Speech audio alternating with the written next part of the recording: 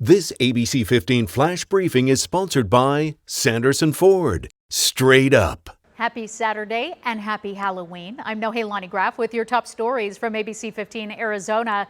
We start with your voice, your vote. And new this morning, Maricopa County Recorder Adrian Fontes tweeting out from his personal account that we surpassed our 2016 total turnout on Friday. This as that early voting period comes to an end. As of Friday, more than 1.5 million people in Maricopa County had already cast an early ballot, and we expect to get an updated number later today. Meantime, the U.S. Postal Service is working to try to deliver all those ballots before Election Day. The Postal Service says carriers will collect mail on Sunday in some places and gather it on Monday and Tuesday starting early. It also announced on Friday that carriers will be required to check every residential box for outgoing mail. The Postal Service has approved overtime hours for doing those tasks. And on Tuesday, Election Day, ABC 15 Arizona is your home for live, continuous coverage of this historic election. It all starts at 4:30 in the morning on Election Day. We're going to be live at the polls. We'll be interviewing candidates and breaking down the results as they come in across the state and the nation. It's all happening on ABC 15, our sister station CW61, as well as streaming on our ABC 15 app and your favorite streaming devices.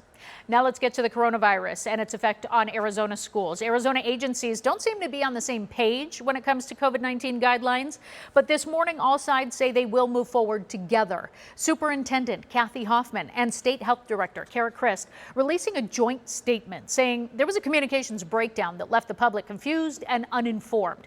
But yesterday, the Department of Health Services made some clarifications to try and clear things up. All of this stemming from our discovery on Tuesday that the state quietly made adjustments to school guidelines, which essentially loosened the metrics despite a recent rise in COVID-19 cases.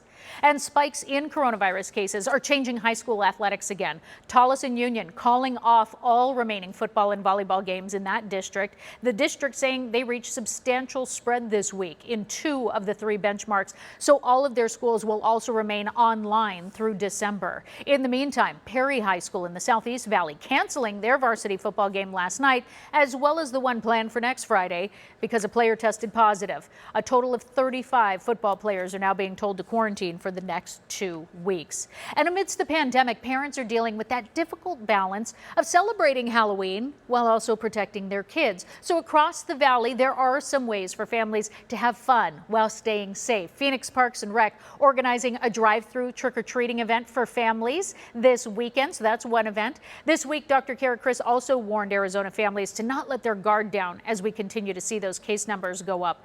We spoke to one family, and while they're not going to be doing traditional trick-or-treating, their kids are still going to dress up and eat all that candy.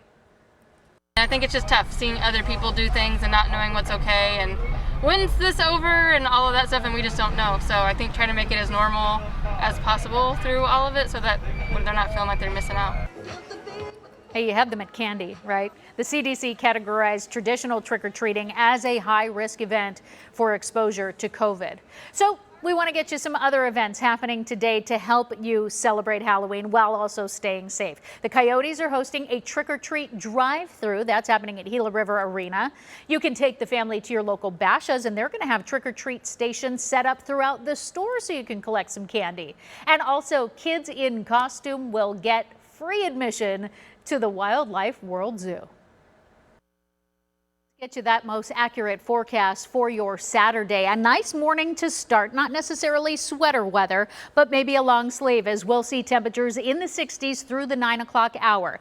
By noon, we warm into the 80s. It will stay partly cloudy. We'll see a few more clouds streaming in the second half of the day, but we're still going to be warming into the upper 80s. 88 degrees is that forecast high in Phoenix, upper 80s across southern and western Arizona, coming close to 90 in Lake Havasu City and Bullhead City, as well as Yuma. 70s in the Verde Valley area, though pushing 80 degrees in Sedona, and north of the rim certainly cooler with highs in the upper 60s. Here in the valley, our breezes pick up Sunday and Monday, but we'll start the month of November off in the 90s. 94 on Sunday, low 90s on Election Day, and staying dry for the next 7 days. For the latest headlines, weather, and traffic, you can always head to abc15.com or download our ABC 15 app. Make it a great day. This ABC 15 Flash Briefing is sponsored by Sanderson Ford. Straight up.